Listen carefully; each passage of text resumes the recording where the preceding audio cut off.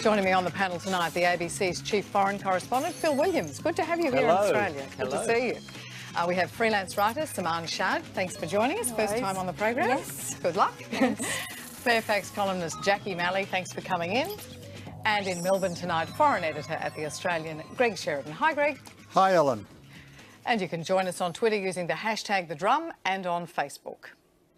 More than 55 Palestinians have been killed along the Gaza border, where tens of thousands of protesters had gathered in opposition to the opening of a new US embassy in Jerusalem. Israeli officials say the protest was incited by the militant group Hamas, and so the launch of deadly airstrikes were in response to the terror activity. Israeli aircraft conducted strikes on 11 terror targets in one of Hamas military compounds in northern Gaza, and that the IDF will continue to prevent mass terror attacks. All terror activity will be met with a harsh response. The bloodshed drew calls for restraint from France and Britain. Turkey called it a massacre, but the response from the White House echoed the accusations against Hamas. Instead, the focus in Washington was on the 70th anniversary of the founding of Israel. Here's the US Vice President, Mike Pence. On this big day for Israel, we say, Mazel Tov. From King David's time to our own, President Trump has now etched his name into the ineffaceable story of Jerusalem. And as the president said just this morning, today is nothing less than a great day for Israel.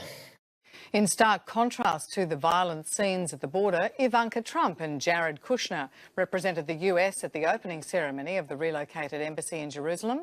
Back home, Tony Abbott called on the Australian government to consider a similar move. The PM not convinced. We've taken the view, as indeed most countries have, that it's more conducive to the peace process to keep the embassies in Tel Aviv. Most countries have their embassies in Tel Aviv and say the status of Jerusalem should be settled in a peace process. Phil, the Americans talked a lot in all of the speeches at their new embassy about peace, and this is a move towards peace, but it ended in deadly violence. Was this predictable? I think so, yes. You look at the date that was chosen for the opening. One day before what's called Nakba, which is from the Palestinian side of the argument is regarded as the catastrophe, the day that many felt they were driven out of Israel and into Gaza and outside of Israel in other places.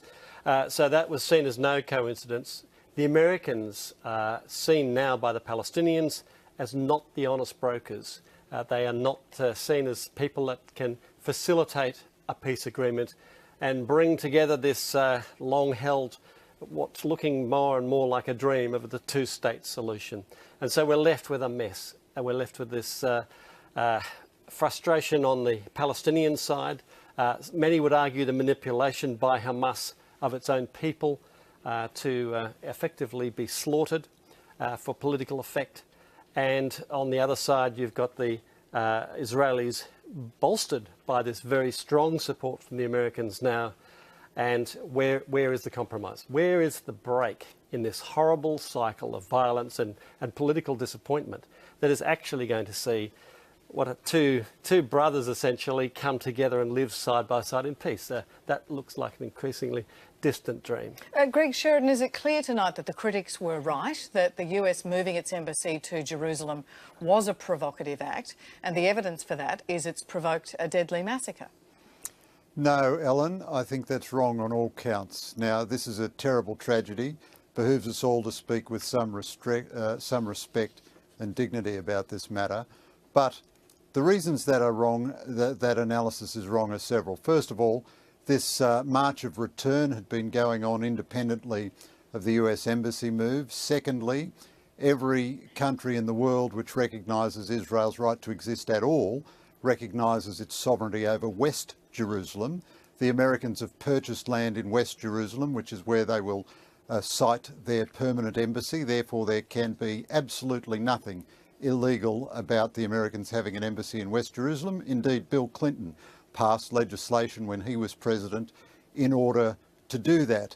And therefore, if you regard a move which is completely legal, distasteful to the Palestinians, but completely legal, as sort of mechanistically causing this Palestinian reaction, you therefore infantilise the Palestinian leadership and say that they are mere automatons who have to respond in this way to an American move. In fact, I think Phil was correct to say that many people see this as Hamas manipulating its own people, as Malcolm Turnbull said, driving them towards the border, knowing that the Israeli Defence Force could not possibly allow them to breach the border, because whenever Hamas has breached the border, it has murdered Israeli civilians, and therefore producing this terrible tragedy in order to produce the political effect of demonising Israel. Simone, can I turn to you? What Greg's saying is there's nothing illegal about this. There's nothing... Israeli snipers ended up picking off those Palestinian protesters. Said, Ellen, let's be clear. I said there's nothing illegal about the Americans citing their embassy in West Jerusalem. I didn't say there was anything. And then there was a full stop, Greg, and I wanted to change the topic, and I wanted to... But let's be clear. I didn't say there was anything illegal about Israeli snipers picking off demonstrators. I said there was nothing illegal about citing the embassy. I'm sorry if I conflated those two things, Greg. On the one hand, Greg says there is nothing illegal about the Israelis having sovereignty over West Jerusalem. On the other hand, we see Israeli snipers picking off Palestinian protesters and saying, well, this is Hamas's fault.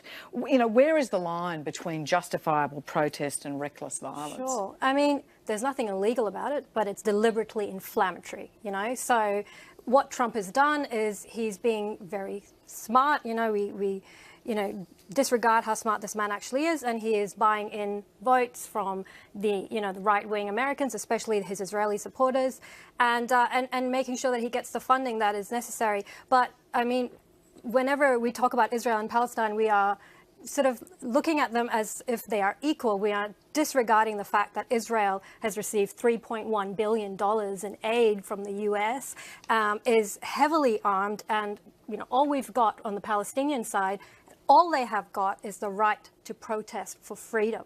And currently what we had, the situation that we had this morning that I woke up to, that made me feel incredibly sick from the moment I read about it, was these people corralled in and being shot like fish in a barrel, and it was unacceptable. And the fact that we cannot be, we cannot hardline and underline the fact that this is incredibly unacceptable, and that Israel continues to face no recriminations for acting in such a manner, it just shows that, basically they can get away with pretty much what they want, and how unequal it is. Because if we had lost the same number of Israeli lives as we lost of Palestinian lives, the conversation we're having today would not be so muted.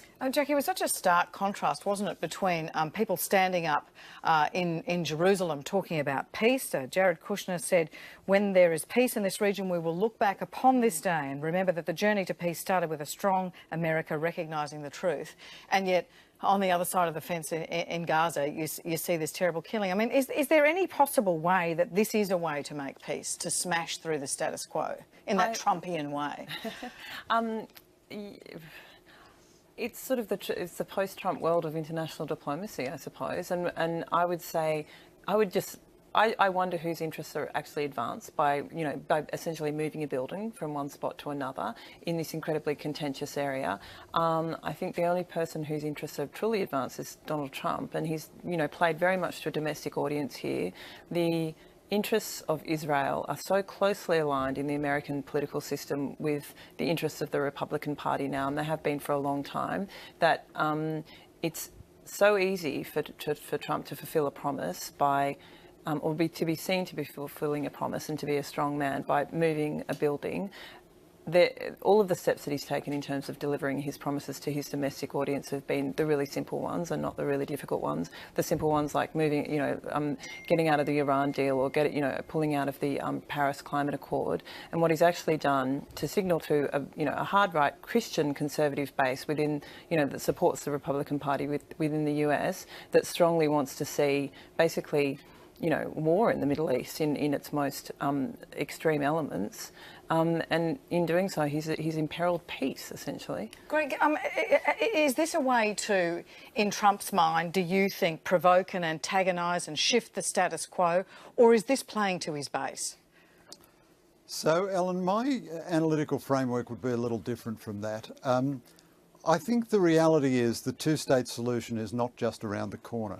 I mean, we tend to talk about this as if only the Israelis would do something or other, the matter could be solved. But there are roadblocks on both sides. The Palestinians won't accept the limitations of the deal which they were offered by Bill Clinton and Ehud Barak and then by Ehud Olmert. In other words, a state on the West Bank and Gaza and most of East Jerusalem. They just won't accept it. Similarly, the Israelis will not accept a Palestinian state which could threaten their military security. And if you go to the nearest point in the West Bank to Tel Aviv Airport, it looks down on Tel Aviv Airport from a hill. And if a hostile force, controlled that salient, it could destroy the Israeli economy or paralyse it with a few mortar shells. So I think myself, the only way forward in the long run is normalisation first and economic success in the Palestinian territories, and then an evolving sovereignty situation. But you cannot imagine, in the current murder of the Middle East, hundreds of thousands of people dead in Syria, an ongoing civil war there, chaos still in Iraq and so forth, that either the Israelis would offer or the Palestinians would accept any kind of deal. And I think the talk about this is actually negative. And where Trump's move offers something is to show the Palestinians that they don't have a veto over American-Israeli moves. Time is not necessarily on their side.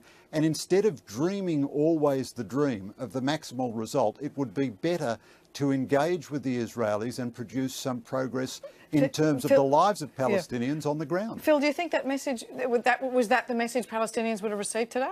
Well, look, I guess, the Palestinians have also been told time and time again by successive American administrations and by Trump, we want this two-state solution. We want peace. And, Jared Kushner is the envoy for peace. And yet at the same time, this move of the embassy has definitely ramped up the pressure, created mistrust, and in a sense, from the Palestinian point of view, for the moment, dealt the Americans out of any possible deal. I know Greg talks about delaying that two-state solution. How long do we delay? I mean, this has been discussed for a very long time. You can imagine the frustration in Gaza, in the West Bank, at the seeming lack of progress there. But Phil, let me just ask you this question in all sincerity.